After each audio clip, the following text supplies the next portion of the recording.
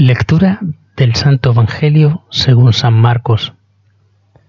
En aquel tiempo dijo Jesús a sus discípulos: En aquellos días, después de la gran angustia, el sol se oscurecerá, la luna no dará su resplandor, las estrellas caerán del cielo, los astros se tambalearán.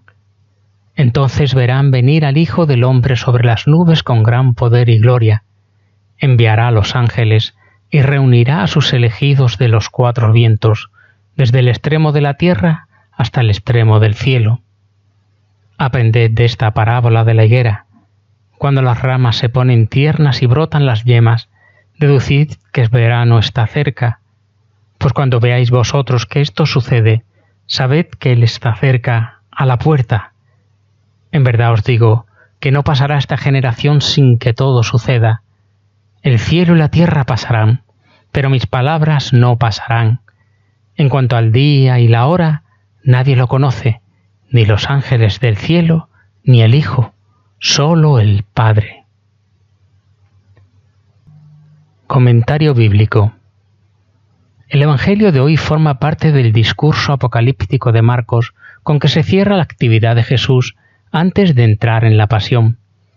Es propio de la liturgia, con la que culmina el año litúrgico, usar estos textos apocalípticos que plantean las cuestiones finales, escatológicas, del mundo y de la historia. Jesús no fue muy dado a hablar de esta forma, pero en la cultura de la época se planteaban estos asuntos. Por ello, le preguntan sobre el día y la hora en que ha de terminar este mundo. Jesús, según Marcos, no lo sabe, no lo dice. Simplemente se recurre al lenguaje simbólico de los apocalípticos para hablar de la vigilancia, de estar alertas, de mirar los signos de los tiempos.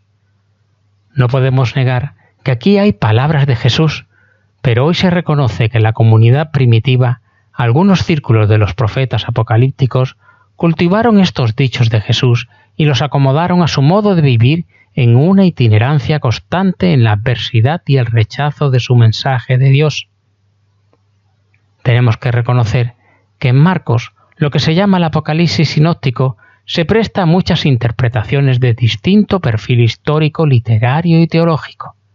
Se reconoce que no es propiamente de Jesús, sino de los cristianos, que ante una crisis de guerra, de persecución, escribieron este texto. Pusieron palabras de Jesús que se mantenían en la tradición para tratar de afrontar los problemas que se presentaban para judíos y cristianos. Es posible que la base del mismo pueda explicarse desde la crisis de Calígula en el 40 después de Cristo en tiempos de Petronio, llegado de Siria para llevar a cabo la orden de poner una estatua del emperador en el templo para ser adorado como Dios. Esta es una hipótesis entre otras, pero razonable.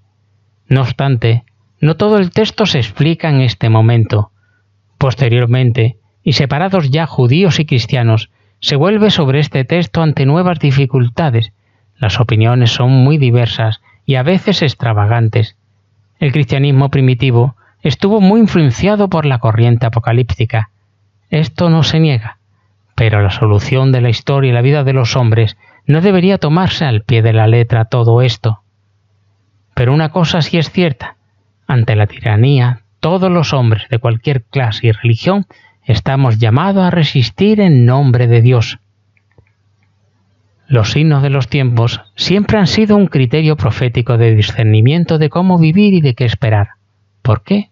Porque los profetas pensaban que Dios no había abandonado la historia a una suerte dualista, donde la maldad podría imponerse sobre su proyecto de creación, de salvación o de liberación.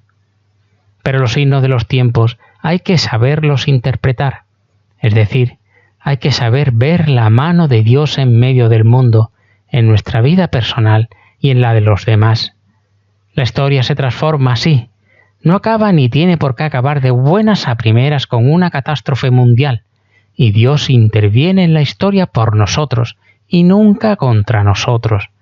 De la misma manera que el anuncio del reino de Dios por parte de Jesús, su mensaje fundamental, es una convicción de su providencia y de su fidelidad a los hombres que hacen la historia. Cierto tipo de mentalidades siempre han creído y propagado que el final del mundo vendrá con una gran catástrofe en la que todo quedará aniquilado. Pero eso no nos obliga necesariamente a creer que eso será así. Dios tiene sus propios caminos y sus propias maneras de llevar hacia su consumación esta historia y nuestra vida. El discurso está construido sobre palabras de Daniel, en lo que se refiere a la venida del Hijo del Hombre.